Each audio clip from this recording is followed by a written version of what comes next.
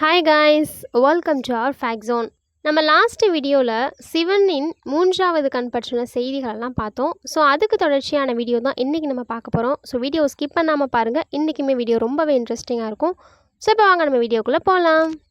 This video sponsored by SPO digital marketing. SPO provides work from home opportunity. This is mobile based part-time job perfect for students, homemakers and job seekers.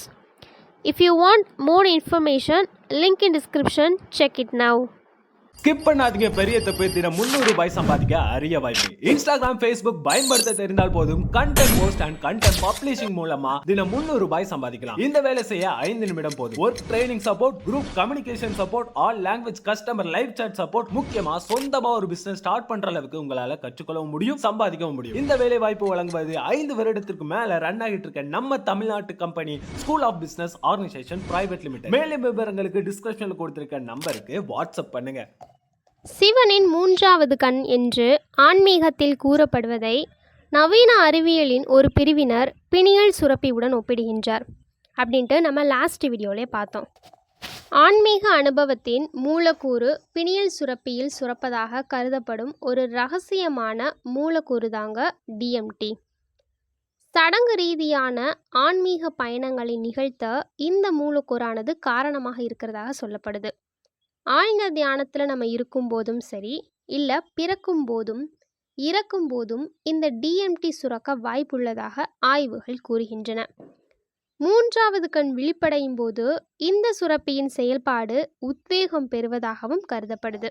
மூன்றாவது கண் விழிப்படைவதன் மூலம் ஒரு மனிதனின் வாழ்வில் ஏற்படும் மாற்றங்கள் மற்றும் அதிசயங்களை பார்க்கலாம். உயர்ந்த விழிப்புணர்வு நிலை. நீங்கள் எல்லாவற்றையும் ஒரு புதிய கண்ணோட்டத்தில் பார்க்க தொடங்குவீர்கள். இதைத்தான் ஆங்கிலத்தில் ஹையர் கான்சியஸ்னஸ் அப்படின்ட்டு சொல்கிறோம். உள் உணர்வு பெருக்கம், அதாவது உங்களுடைய உள்ளுணர்வு அபாரமாக அதிகரிக்கும்.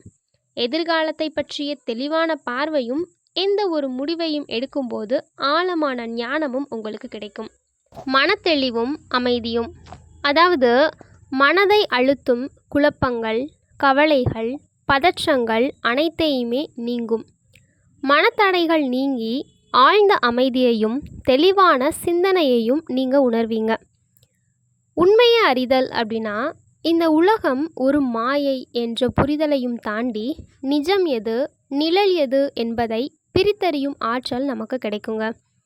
சரி, இந்த மூன்றாவது கண்ணை திறப்பது எப்படின்னு பார்த்தீங்க அப்படின்னா, இதுக்கு பண்ண வேண்டியது எல்லாமே ஒன்று தாங்க. நிரந்தரமான பயிற்சி, அதாவது தியானம்.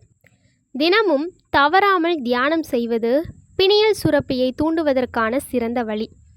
புருவ மத்தியில் உங்கள் கவனத்தை நிலைநிறுத்தி தியானம் செய்வதை வழக்கமாகிக் கொள்ளுங்கள். உணவு மற்றும் பழக்க வழக்கங்கள். பிணியல் சுரப்பியில் ஏற்படும் சுண்ணாம்பு படிவங்களை தவிர்க்க ஆரோக்கியமான உணவை பின்பற்ற வேண்டும்.